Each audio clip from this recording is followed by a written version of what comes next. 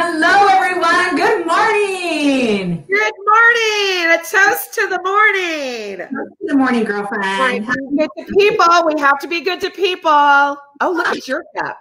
Isn't that fun? I swear, my kids are just spoiling me rotten. They bought this for me just a few weeks ago, too. And I'm like, I love now having a reason to buy more cups because you can't have enough cups in your cupboard. Exactly. My dog bought me this. How Riley is. I got to give her props on that. Right. Well, ladies and gents, welcome to another edition of The Morning Cup with your host, Guadalupe, and Ms. Barbara Brooks, 53. Of course, we always like to say that. Yes, and 47. Yes. We are so jazzed you guys are here. We are have a great lineup today. We're going to be diving into some ways that we are swiveling, not just as Second Act Women, but in our life in general, how other people are stepping up to some of the challenges that we are going through in our lives, what they're doing to make it work. Yeah. Also going to be having in our second half, two amazing presenters that are going to be at our Biz LiveCon. We are going to have our keynote speaker, our morning keynote speaker, Barbara Waxman, who is a Middlescence expert. I mean, honestly, the leading authority on it. Ever since we came across that word, we have been using it because we just love it. And then in the second half of the show, we have Ms. Katie Smith, another amazing session presenter at Biz LiveCon, coach, also author and speaker, who is going to be talking to us about the power of resiliency. Oh, and Barbara was her babysitter. That's right. We were having that conversation about I'm using 0 years old. So stay tuned. It should be a really cool show. But for now, let's dive into trending stories. Ms. Barbara, take it away. All right. So listen, we are going to be talking about virtual dating. Okay. So I've tried it. So those of you that are out there and that are single, hello. Have you tried it? Because here's the thing. Turns out virtual or dating overall on all the dating apps, Bumble, Tinder, Coffee Meets Bagel, Plenty of Fish, all of those, we're starting to see a decline pre-COVID. And now with COVID, sadly, I mean, honestly, it is the new way to meet your next date, but virtually. And I'm up for it. I like the idea. I've said this time and time again. I'm not a phone person, and I think it's kind of fun that you can literally talk to someone face to face. And I want to hear from those of you that are posting comments. I want to hear what experiences you've had. So here's what the research has said. So according to CNBC, prior to the pandemic, as I said, online dating and apps overall were seeing a steady decline. So Hinge released just recently. Hinge, I've tried it. There's so many of them. So many. It says Hinge released a date from home feature that allows users to video chat. Again, I would be up for it. I'm happy to hear that they have launched it. I know Match.com, which I haven't been on in years, has launched theirs, and I've wanted to try it. I can't wait to try Hinge's. And again, we want to hear from you if you've tried it because we want to hear what it's been like. Plenty of Fish now offers live, enabling people, as it says here, to live stream matches. Let's see, some dating apps now include qualifiers. That's really important. Listing your level of comfort. Do you want just audio or do you want audio with visual? So I think that's important, especially for those that might be a little bit timid when it comes to that whole new realm of dating. But we want to know, are you comfortable? What are you comfortable with? Would you try this? Curious to hear. Yeah, Rebecca. So I'm not single, obviously. Like, where is it right there? So, I have no reason to be on these dating apps. But I gotta say, I gotta give it to these apps for actually like evolving with the situation. Recognizing that, hey, you know what? People aren't necessarily going to be going out to bars or going to be going out on dates. But it's not just because, we go through COVID doesn't mean that love gets put on hold. Right. So for them to out of the box and be like, okay, you know what? We recognize that these times are quirky. Let's actually give these, single folks something to kind of still connect over. I think it's pretty ingenious, to be honest. So I think it is too. And I have to tell you, so I did meet somebody not long ago. It didn't go anywhere after a while, but so when we started talking and we exchanged phone numbers, I had said, because again, I'd rather see someone on. So I said, hey, listen, do you want to jump on Zoom someday? And he goes, like, literally, this is what he texts, like, to see each other. Oh my gosh! Yes, right? Zoom to be able to talk to each other. So I pretty much knew from there it was. Forget about it. So I would love to hear if others out there, have given this a try, because it is our new, I'm not going to say it. It's not our new normal. You're going to get chastised for those like common repeating, phrases that we're overusing. So you best. Right. It's where we are today. Pardon me. My allergies are off the chain today. So yeah, Plenty of Fish. That's not one I would try. I think a lot of you remember Plenty of Fish, you people that are single. Remember that way back, and you never knew who was going to be in your dating pool. Literally. It was, yeah. I understand that they have sort of updated the there's been a better source of fish. They're casting nets in different waters.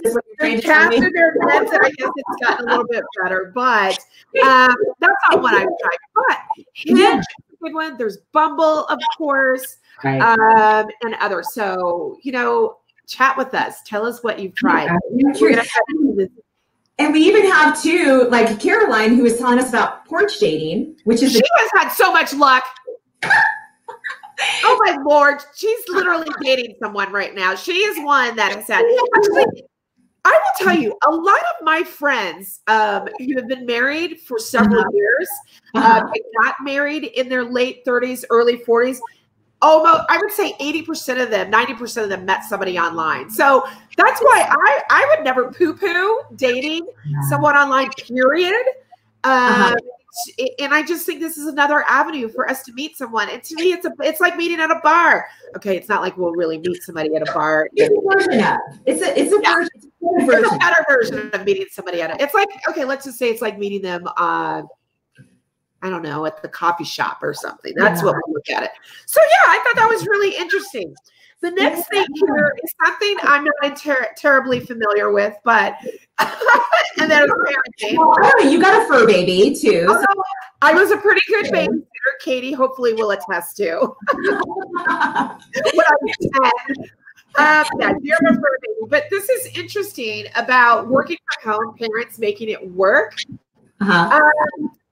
Yeah, with no longer having access to IRL in real life, camps, access to babysitters, play dates, grandma dates. Gosh, parents are now having to make the swivel as well, and they're getting really creative.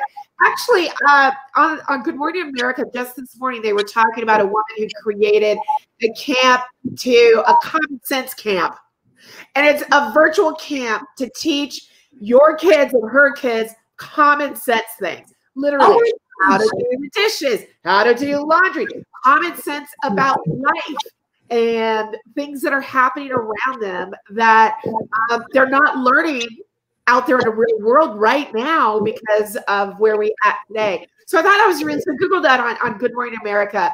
But there are some really great tips here. Since there is this swivel to doing things inside and within your backyards, consider splitting the schedule up. I think this is a really great opportunity for parents to split the duties. If you're a dual household, of which many are not, right? But figuring out who's doing what with the kids. So one is watching the kids and doing it for the kids. You're working, and so on and so forth. Stick to a routine. I am a routine. I get it. A routine is always good. I think most business and life coaches will tell you routine is key to building habits and to building just a better way, a better flow of your day. So stick to your routine, create a visual schedule. How fun is that to go out and create a whiteboard or a magnet board or a chalkboard with not about the chores, but fun activities that they can tick off as they go along throughout the day or the weekend or the week. Wake up early and stay up late. Okay, this is different. I think we were talking about it from the idea of like bookends again. So like either the whole idea being is that even though we've got a full household, and I can attest because I usually used to work from home and my kids no longer are tiny. So, but nonetheless, they still think I'm their personal concierge of some sort. They would interrupt my day and I wouldn't get my own personal time. I was either like, I would wake up and I was on. And so to either wake up early or stay up late is this idea that you can at least kind of soak in your own, time to kind of recharge, which is so important. And so it was saying, take 30 minutes, on the front end or the back end and, enjoy a cup of coffee uninterrupted. What? Like, there you go. Uninterrupted, which I understand is a big issue with you folks. With you have big ones. So, you go shopping with one of yours, with both of them. So you're able to experience, your experience is a little bit different. But I also love this last one. It's ease up and give yourself some grace. I think that's true because so many parents are having, as we all know, we all hear it on every news broadcast or every medium or every platform. You're having to be mom, dad, teacher, dog sitter, play date, chef. And this goes on and on. Manager of the household, because we know women are traditionally the ones who keep that SH in order. I'm not going to curse because we're on LinkedIn. But give yourself some grace. And I think with that is also finding time, obviously, for yourself and embrace the fact that not everything is perfect. I think we all agree over 40 and 50. We've all embraced that anyway. That's what makes us who we are, is we are, as you like to say, Lupe, we're perfectly imperfect. And so take a moment to yourself, get out on that patio early morning and have a cup of tea or a cup of joe and have your own routine for giving yourself grace. So there you have it. Those are our top topics. And we'd love to hear from you on Facebook. It looks like there's a hiccup on LinkedIn. So we're just on Facebook, but yeah, we love porch dating. Oh my gosh, I love it. Who said that? That is great. Going back to the dating. I bet you that was Caroline. Right? Housekeeper, as Katie said. Yes. I mean, and so that's it. Like the reality is, at the end of the day, like let's just ease up on the I need to get it right, or I need to be everything, or you know what, you may explode and you may have a meltdown, and that's okay. The idea is just like accept it, be forgiving of yourself, because everyone is, we're all in it together. And so just be, take the time to recharge and show up, because that's the beautiful thing about, life. There's always a tomorrow. So make sure that you can always improve upon what you didn't like the first day. So there you go. Always. And listen, we woke up today, so that's the blessing in itself. So hello. Yes. No. Cheers to that. Right. So. Yes. So moving right ahead, on the topic of swiveling, we thought it was so, relatable.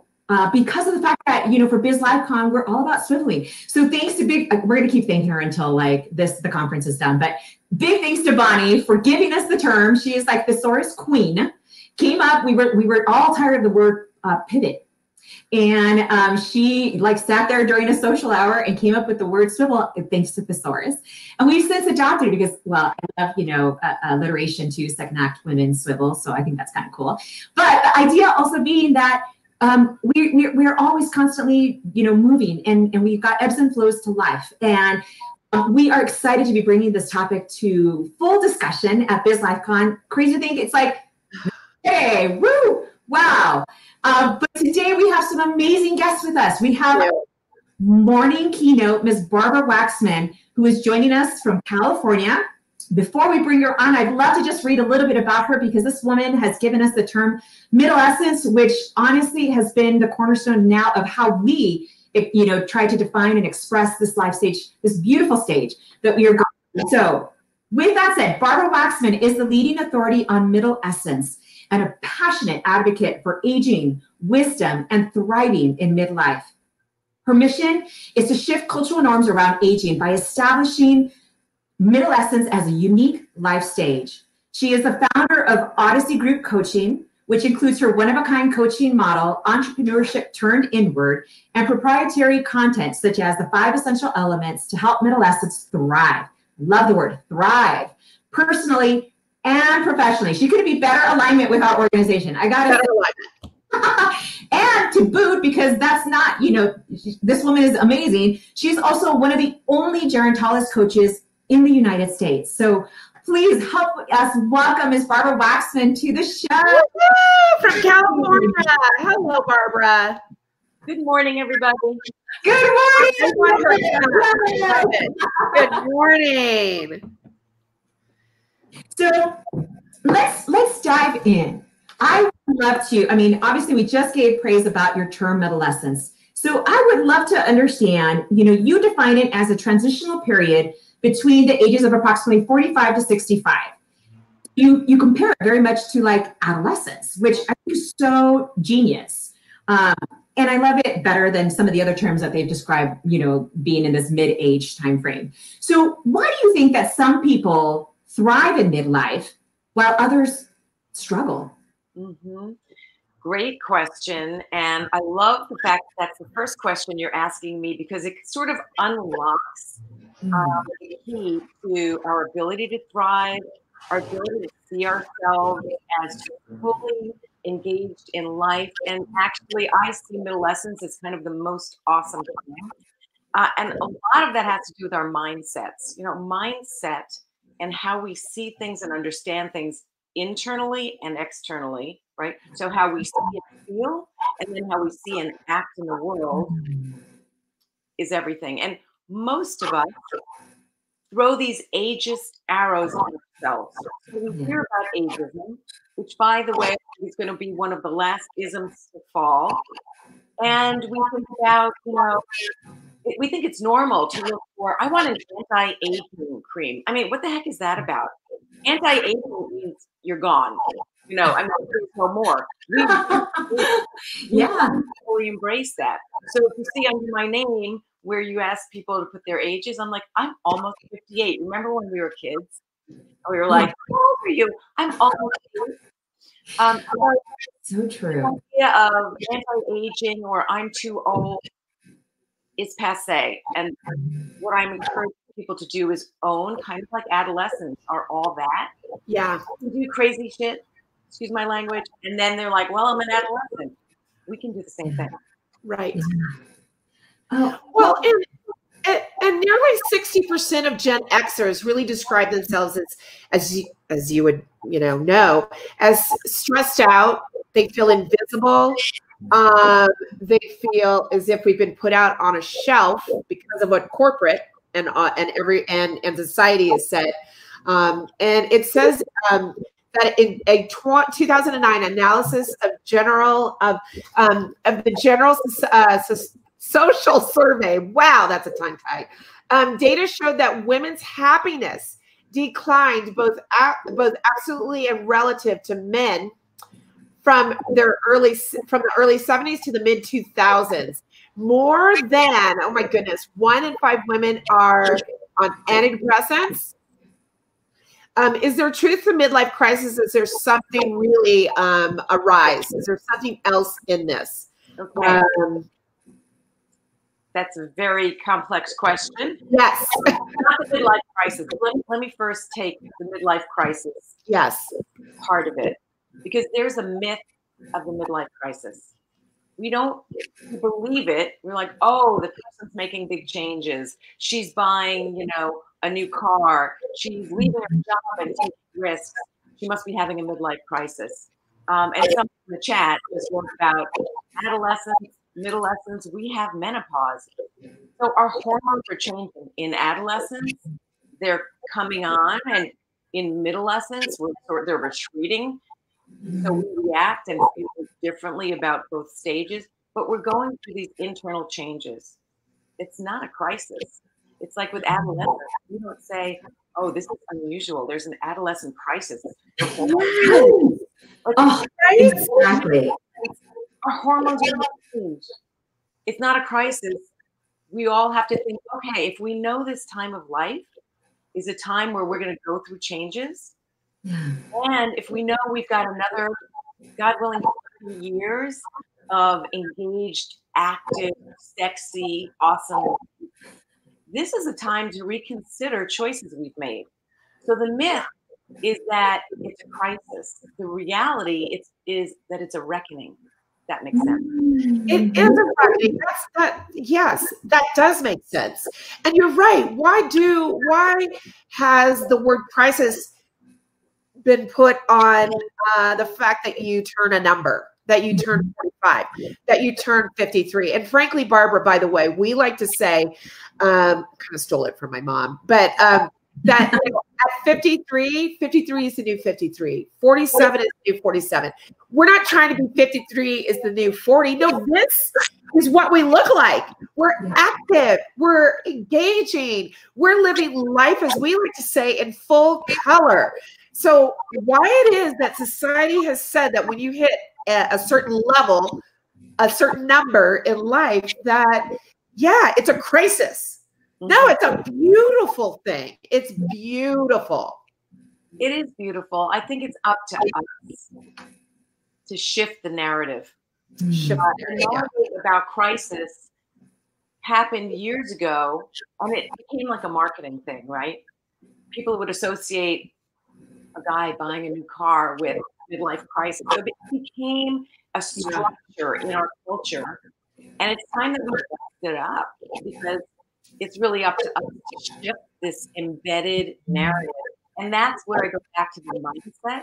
Because so many of us buy into this mindset of aging. Instead of saying, how do I age really well? When people say, wow, 57, you look really good, and I'm hiking and all this stuff. I guess this is what 57 looks like. I don't know, good or not. I have a face. I'm like rock titanium down my leg. I figure we have the technology. Let's use it, right? So that's what 47, 57, 67 looks like today. Yes, absolutely. I love that. And you know what I love about the way that also you're just expressing it is the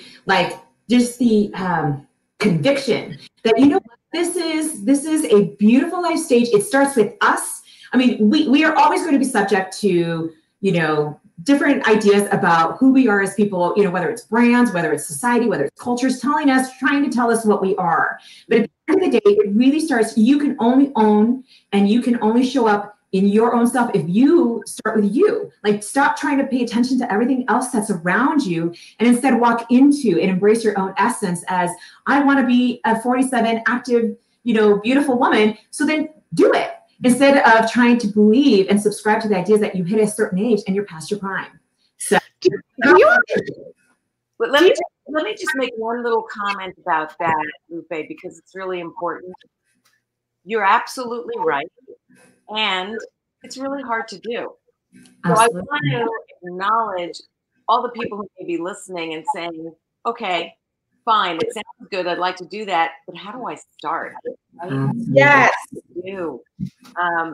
So first of all, I want to acknowledge that for some people, it's easier than others to take risks, make choices, because financially or family-wise, there are a lot of, I have clients who are single parents and they're trying to make ends meet. And you know what? They can still make their choices for themselves where they are. You can still their mindsets. But I just want to take a moment to say it is not the same for everybody. No, you know, and thank you for pointing that out, because I think that has become definitely a center of our conversations. Even like Barb, you know, when we've had some of our socials where ladies are now, you know, looking to Second Act Women to be able to have some of these difficult conversations, because we don't go around saying, hey, did you feel past your prime today? Or did you feel, you know, you had enough confidence today? We don't go having those conversations. But the is we all go through it. And so we want to normalize those conversations and say, yeah, you know what? The road might be hard, but you're not alone.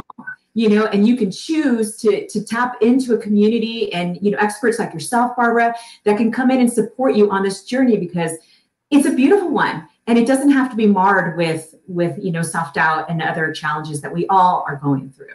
Yeah. And I want to ask you, Barbara, how do we change the narrative? How is it?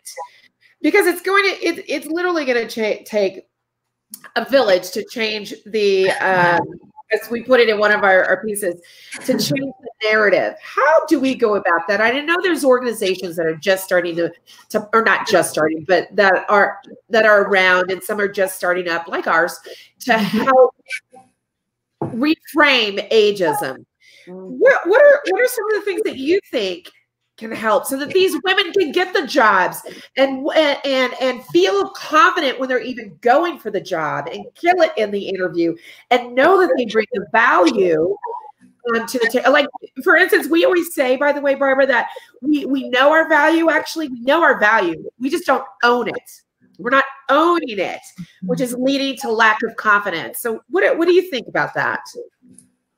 Another really great question. I think there are 4 things that we can do to help people kind of own and understand who we are, where we are, and activate it out in the world. One is, and some of this we're going to do together in the session that I'm leading at the conference. Yeah. Is knowing our own story and sitting at the feet of our own lives and learning from it. Because that is what wisdom is. And we tend to be so busy. Yeah. By the way, busy is a 4-letter word in my book. I want to be engaged, but I don't want to be busy, right? Yes. Oh, I love that. Yeah. Learning from our own lives, and then taking that information and finding people in our sisterhood, right? Finding people who know well and maybe don't know well, to be the wind beneath our wings to help us move the beauty of what you two are doing. Then, and this is the reason I am an evangelist for understanding that Middlescence is a new life stage. If we can name it, we can tame it. Understand what. Love that. Work with it. So all of us should be saying, in Middlescence, in this stage I'm at, I get to make new choices. We can do this. Yes. It gives us permission. And then the 4th piece is activating that by thriving. And that's something else we'll talk about in the session I'm leading. I love, all those are fantastic. I mean, I can't wait to have, you address all of the ladies during our Biz Life Con, because I think a lot of us definitely got, it's not for lack of feeling empowered, but it's for lack of how do I bring it to fruition in every day? And in every day you will encounter challenges, and you'll experience ageism and sexism and brandism and all of these isms in one day. And all the isms. Learning how to, right? We get racism, and then you put racism on top of that for some of us. Yeah. And it's like, oh my Lord. And it's just one of those that it continues to just hammer down. So the idea of being able to look at this as just another life stage, and the reality being is that women, people in general, we're living to be like 80, 90 plus now, right? So literally this is the mid years. So it's not that all of a sudden, you're ready for retirement.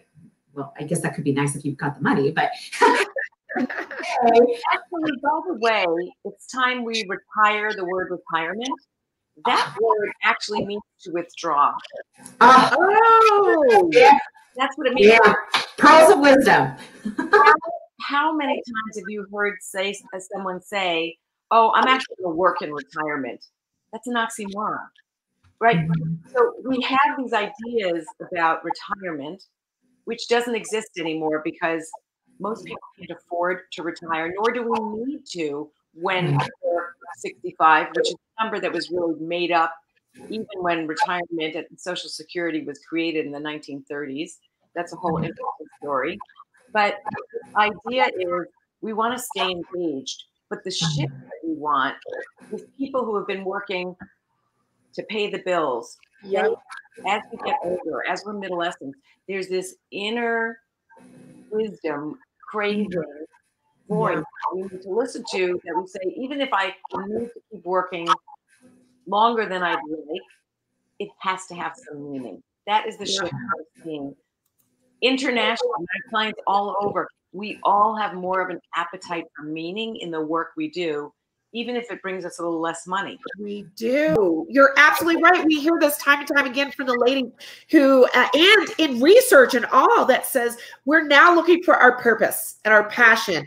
No longer are we like our parents who will stick to a job simply because of the paycheck and because there's retirement ahead. I remember, so it's absolutely true that now is the time, and I feel like because of all our experiences and all that we've gone through and our wisdom and our knowledge and just the things that are transferable skills and all the things that we bring to a startup, whether if we're starting a new business or a company, it's amazing what we can bring. But first and foremost, we're all about the passion. We're interviewing them or choosing careers that mirror our purpose and our passion, unlike it was in the past. It was unheard of for us to start a company, own a home. My mom and I were laughing just in the 70s. She couldn't even have a credit card, a bank account in her name when she got a divorce from my father. It's like, that was the 70s. It wasn't long ago. That's right. I think one of the really exciting things about this stage, and I work with men and women, but one of the really exciting things about this stage is women come into our power more than men. So, and how do I know this? What are some of the data points? Well, first of all, any Middlescence out there listening right now knows we have, again, something developmental, something inner, a voice that's like, I don't care as much what other people think. And continue to care more. And in fact, have more time to think about it, because they're hormones change like they do. And they lose some of that testosterone that gives them like, I don't care, I'm going to go on. They lose some of that. And we come in. Yes. As much. That's one thing. You mentioned divorce, that your parents were divorced. There's some recent research that shows that of people over 40, it's over 60% of divorces are requested by women, not men. And again, there's another myth that men are leaving women. Men are looking for younger women when they're That's right. And we should be too. Just joking. I wouldn't want a younger man. But the women are saying, if they're financially able to take the risk of leaving a relationship, women are kind of like, you know what? It's my time. So we're coming into our power, and we need to know it, own it, and make the right choices for ourselves. Yeah.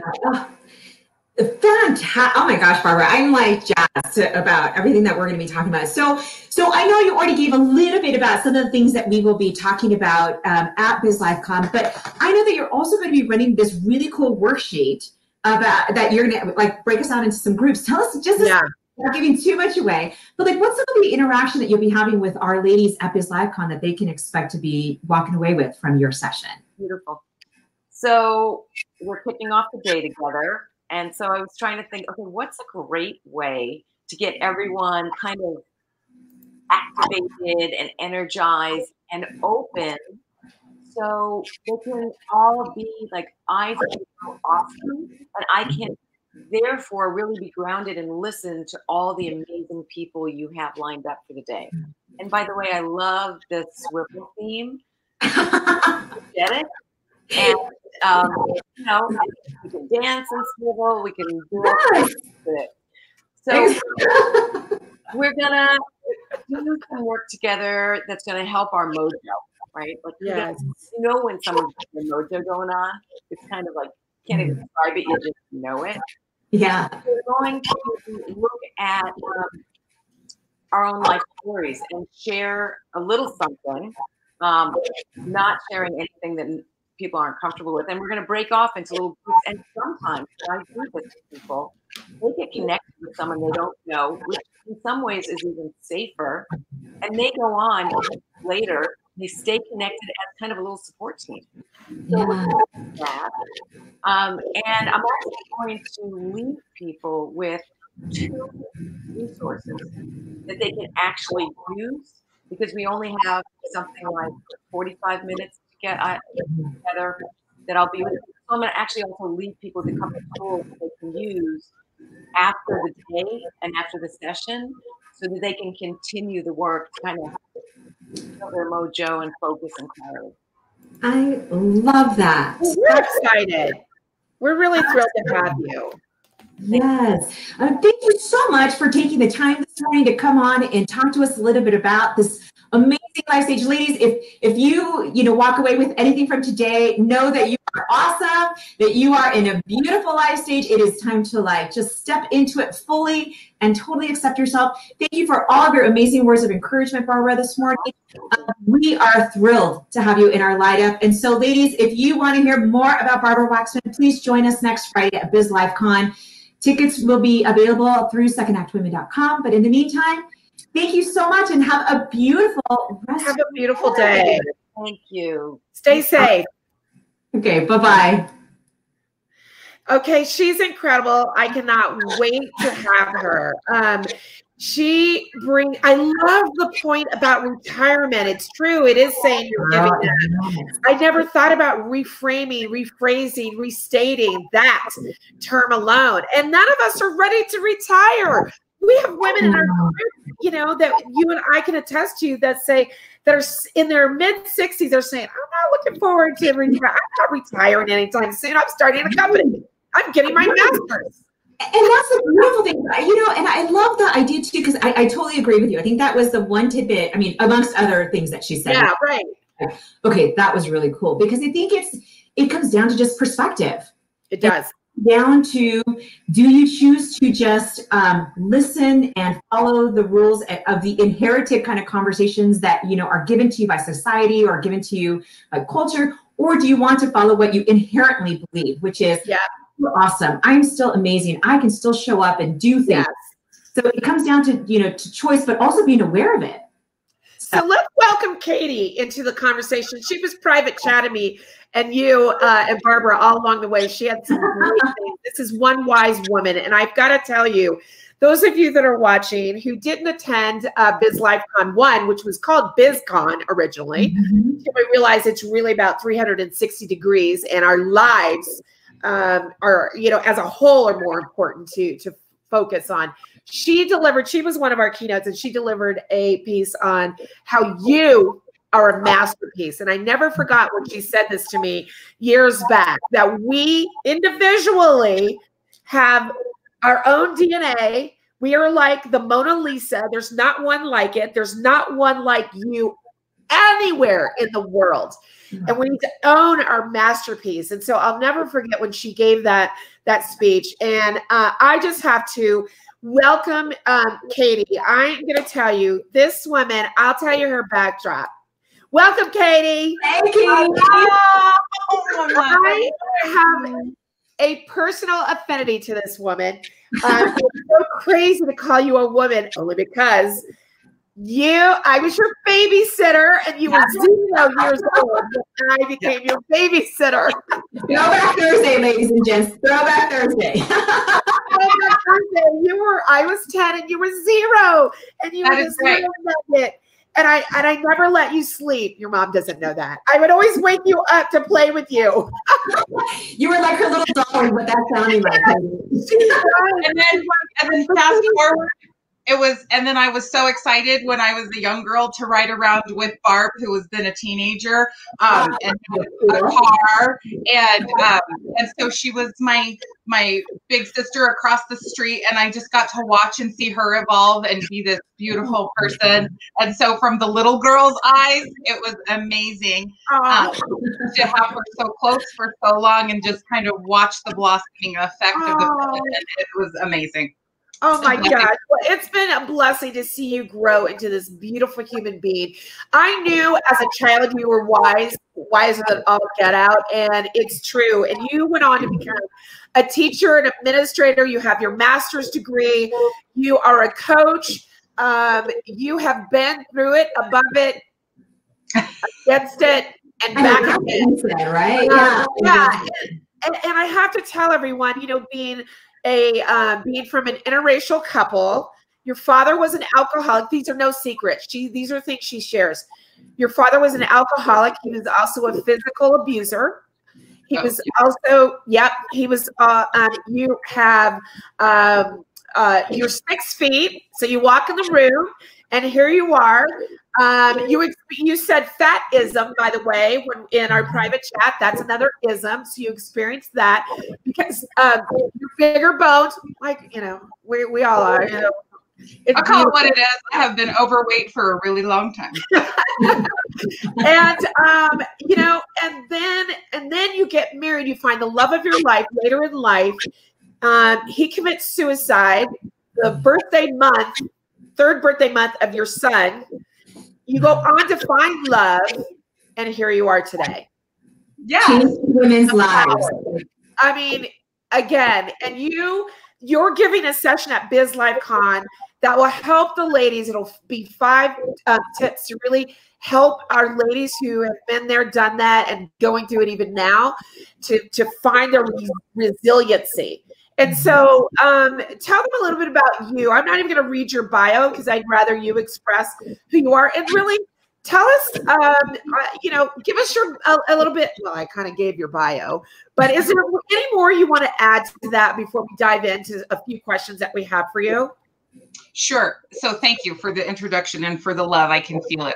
I've been fortunate enough to always feel it. And so all my 43, I'm going to wear my readers because I do have notes. So just forgive me. My little sister has readers. Okay. Every day. All right. What I want to say, because you did a beautiful job, you know, in the short time and everything, is that resiliency has been truly the key to where I am. All the versions of myself that I've been before and that have brought me to this very moment. And I think the key that I have done the work and continue, that to me, that's the key. Do your work. We all have our stuff. You know, I think about my story and where there is so much truly trauma that I've had to overcome. That's been a choice to overcome it. Yeah. And I've had and my parents, and a lot of other mentor people in my life, thank goodness I had angels everywhere. I have made it a value in my life to tackle the hard stuff. The day that my husband, Dennis, died by suicide, I looked at my son, Joshua, and I said, life is still good. That was a divine watershed moment in my life forever, because it was that literal decision in the most palpable pain and grief that I have ever felt. And trust me, I've dealt with a lot of sickness and death in my life, with those that I have loved and been a caretaker at very many levels.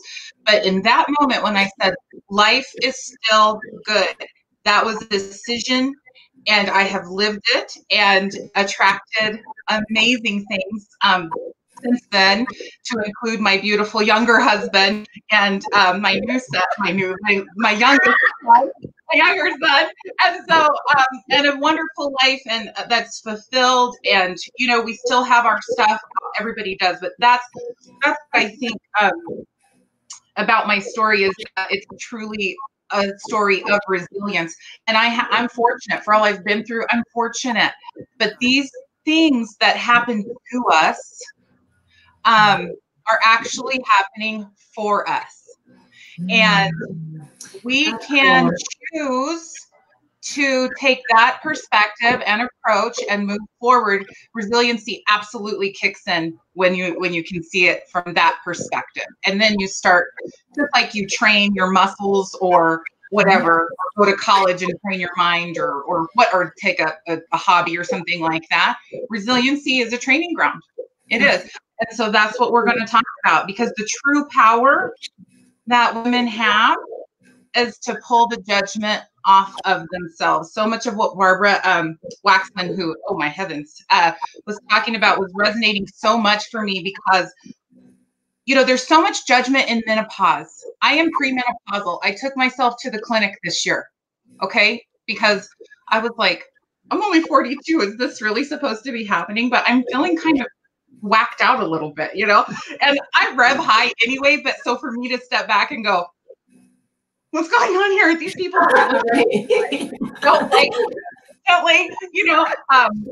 I'm going to need to see about that. And I was premenopausal, and the lady that I spoke to, this healthcare professional, and she was like, I don't understand why women are not taught that this is normal. You're not hysterical. You're not weird. You're not sick. Your body is going to do this, and it's going to have repercussions. When I could reframe that, I took the judgment off, and I'm just like, now my family says, Mom, did you take your progesterone today? And or is it time to go to the little Tati. I love it. That is so true. Again, it's this whole idea of normalizing everything that is happening. And I love your comment earlier about, instead of things happening to us, it's happening for us. Like, just even with a little change of words, that's talking about, hey, you know what? You have the potential and the power inside you to own how you react to something. Because it's a choice. Anything else around you. But if you choose to say, you know what, I'm going to choose to look at this differently. I'm going to learn whatever I'm going to learn from it. But then I'm going to show up differently than thinking I'm a victim to something. Is really powerful. That's exactly what it is. It's you choosing not to be a victim of your circumstance. We cannot change what comes our way. We can't change COVID, but we can choose our response, right? Yes. We can choose our response. That is our true power and control in anything in life. I went through a really hard time this last year, like kind of a heartbreak with my son who didn't live up to my expectations. Okay. And I took that so personally, because I have these things attached to what he produces and his behavior and his life. I had to, through that heartbreak, he broke his mother's heart, but I'm so grateful he did, because he, at some level, is now free of my judgments and what I was transferring ultimately. And what happened inside of me at 43 years old was I got clear about unresolved stuff and regrets that I had from being 16, 17, 18, 19 years old. And I'm trying to spare him the same feelings going forward as what you're doing as a mother, because our nature is to protect our babies. But at the same time, my mom did the very, she would have exercised the same things. And here I am, having been raised by her, my dad, and feeling I'm doing all right. I'm doing all right, and probably better than all right. And so will he, and it's his life. But that I was a victim of. I was choosing in those moments that I was feeling such grief and anger to victimize myself, and I had to step out of that. So it just comes in all, my point being, it comes in all phases of life, and we just get to choose our response. And one thing I'd written down for this is that the love of self is really your most important and ever-present duty. So that is so difficult for mothers, I think. Can you say that again? Sure. The love of self is your most important and ever-present duty. Oh, wow. We're born alone. We die alone. Yeah. You are responsible for you, and you cannot give what you do not have. So if you do not choose to love, and I'm not talking about taking bubble baths. They have their place. That's a good thing. And it's a form, an expression of love. But what I'm saying is, in this Middlescence and every phase of life, we really have to say, I love me. And how is that expressing? It might express in saying no. It might express in saying yes. It might express in breaking someone's heart. It might, like, Yeah. but ultimately, your job is to love you. Yes. You'll radiate. Wow. That is so powerful. And I think to kind of reconnect to Barbara Waxman's kind of comment earlier about this isn't easy. Like, a lot of what we're going through, ladies, is not easy. I think it's one of those where it's just to take it day by day, learn as you go, because that's the whole idea of this life stage, is to learn as we go, show up better. The more what is that saying? The more you know, the better you do, right? So it's this idea, the more that you engage yourself in conversations like this, to say, you know what, menopause, it's normal. You feeling less confident, normal. You feeling like, you're not good enough, it's normal. But what can you do to then bridge that divide and help you feel and like, yes, I am enough. Yes, I have the confidence. And yes, this is normal. And I'm pretty badass. So. And it's also about accountability. Like I was just telling you about my situation with Joshua. I had to take accountability for my feelings. If you misbehave, whether that's, you can legitimately blame that on your hormones or a bad day or whatever. If you misbehave towards yourself or anybody else, you need to be accountable. And if you are honoring the relationships that you're in with yourself, with others, then you do the things like in the 12-step program, you go atone. You honor yourself by saying, you know what, Lupe, I was out of line with my tone. I was having a bad day. You don't have to explain. You can just say, I was having a bad day, and I honor and want to. We have to give each other grace. I've had to do that. I've had to do that to Lupe. I'm like, Lupe, I realized my tone. I am so sorry. That was not right. Like literally, I will own up to it. I've had to do it. We all have to own up to it and be real about it. Yeah. And I think that is such a gift, because we are not perfect, but to own your imperfection and say, hey, you know what? I think I overstepped. I hurt somebody. And I have the courage and the humility to admit it, shows in my opinion, about the character about a person. And let me tell you, I think that we are divine feminine. I think that we are born women, and I appreciate men. Trust me, I love and appreciate men. But I mean, I am about a man, okay? But what I mean to say is that as women, I do think we are truly divinely feminine in a way that has been discounted for a really long time, because somebody understands the power of it. And so I think we repress what we might be afraid of. And so the nature of a woman is to create. Feminine energy is creative energy. And so you can create through your vulnerability and accountability, and just being honest and graceful with yourself and others. You really create a space for growth and a new level of love. And we then create a sisterhood and these ageism things we were talking about with Barbara just a few minutes ago. Like that's the space where change really is created. Absolutely. And evolution, I have to tell you, we are so excited. Of course, I personally am, to have you again at Biz LifeCon a year later. And, I love you to the moon and back. Lupe has been so excited to be working with you on this next project for Second Act Women. Let's give it 30 seconds and tell us what that is, and then we're gonna go ahead and wrap up. Okay. So yes, I'm also super excited about the work that we're doing. And if you couldn't guess already by all my pontification this morning, is that I really am about vulnerability. When I understood, and that is part of what Lupe and I and our partner Brenda are working on, is that we are really taking into account what makes women tick at the heart of them. And we're trying to address these really mainline arterial type pains that we have that are lifebloods in our life. You know, like we just have to go there.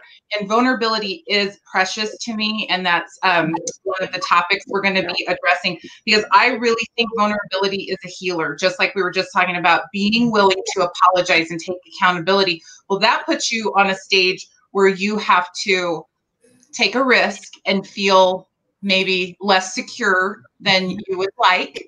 But what I've written down is that's the jewels of life, learning to lean into the risk. Yes. Think about the times that you have taken the biggest risk of your life, the time you did the big move, the time that you said yes, you know, to the life partner, the time that you, you know, did the marathon, and you did these risks, you took these risks, you made the sacrifices, you didn't know what really was coming, and the jewels that came out of it. Even in my first marriage, it was so vulnerable, and I didn't know how it was going to end up. Would I change it knowing the end? No, I would never change it.